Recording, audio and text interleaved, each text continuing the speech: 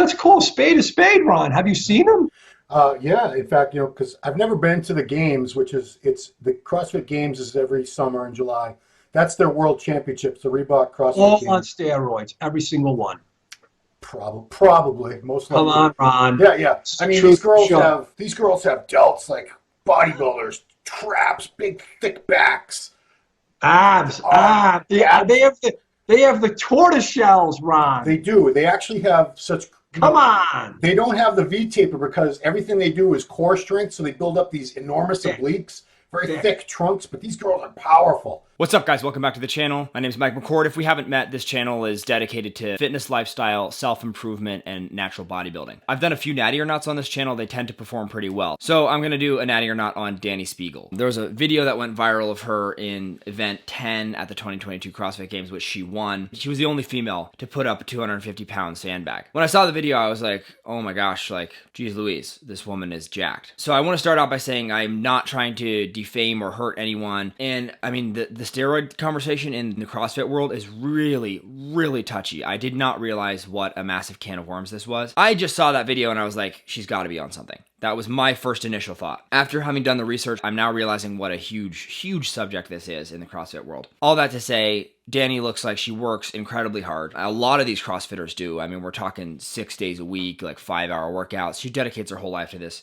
She definitely puts in the work. Second, I just think that the stigma about steroids needs to change, especially regarding female athletes. Not fully understanding steroids leaves you having this automatic negative reaction about someone being enhanced. And then fans of a particular person will immediately jump to the defensive and be like, there's no way, there's no way. And Dani is really personable. And if you watch any of her stuff, you'll see why people are such big fans of her because she's so genuine. So you can see why people hop immediately to saying, absolutely not. There's no way she'd ever cycle something. Just because a person is enhanced does not make them worse. And I want to just underlie this entire video by saying that the CrossFit Games, making it seem like their athletes are natural by testing them, the organization is the people that are to blame. It's not the athletes. Honestly, just even testing at all in this world doesn't really make any sense. CrossFit as a whole is actually kind of more susceptible or needs essentially PEDs more than any other sport. And it's purely because of the sheer amount of wear that the body takes. And so these athletes needing to be able to recover properly, there is no portion of the fitness world that would make more sense for there to be PEDs involved, essentially. There was also a phenomenal article that I'm going to link below about CrossFit and steroids from T Nation, essentially talking about how the literature casts CrossFit as kind of this gentleman's territory with an emphasis on intellect. And so the moment steroids are mentioned in anything regarding CrossFit, there's 15 lawyers on a plane, meaning people are just up in arms about this conversation with steroids in CrossFit. That's more of an overarching conversation though. I don't want to get too deep into that because we're really just talking about Dani and her physique in particular. So she's not only insanely jacked, but she's super strong. She's a 3-time CrossFit competitor. She was also the winner of Dwayne Johnson's Titan Games. She was a competitive gymnast for 10 years growing up. I mean, she's a phenomenal athlete. I don't know if she even does claim natural. It's hard to find that point where the person actually says, no, I'm not on steroids. In fact, I feel like that doesn't often happen. The people that say she's natural and the people that say so candidly that, you know, oh, it's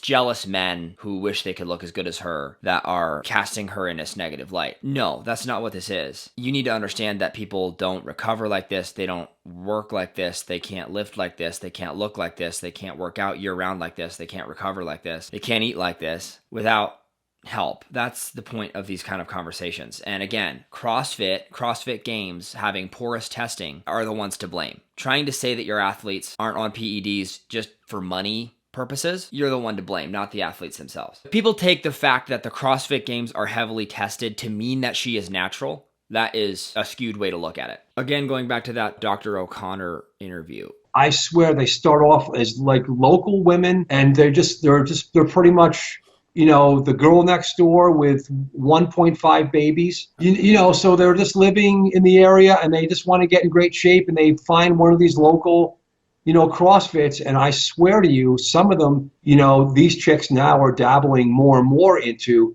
the more harsh, you know, quote unquote, anabolic androgenic steroids, but it's more the orals. It's oral Anavar and oral Winnie. If we're going to say that amateur CrossFitters, females, are willing to take Anavar or oral Winnie to recover more quickly and to kind of reach their goals, why would you ever think that someone at the absolute peak of the game wouldn't be on something. If you look at her face, the really strong jawline, pretty telltale, those masculine facial features coming through, pretty telltale sign that somebody could be running test. It doesn't have to be an incredibly heavy cycle. Dani obviously has phenomenal genetics. She has incredible muscle insertions. She's built to do this. And having listened to some interviews with her, I mean, she's been in this kind of world, being fit, being athletic for her whole life. She's definitely cut out to be a CrossFit athlete. But let's not go and say that just because the CrossFit Games is heavily tested means that their athletes are natural. I mean, any big organization that is making a ton of money off of the athletes that are competing is going to make sure that those phenomenal athletes can keep competing, regardless of what they're running, regardless of what kind of lifestyle they're living. They're going to make sure. We could talk about the NFL, we could talk about the MLB the same way, okay? If an organization is making money off of athletes, they're going to figure out a way to make sure that the athletes can stay in the game. So don't just say because the CrossFit Games are heavily tested that these athletes are natural, and especially not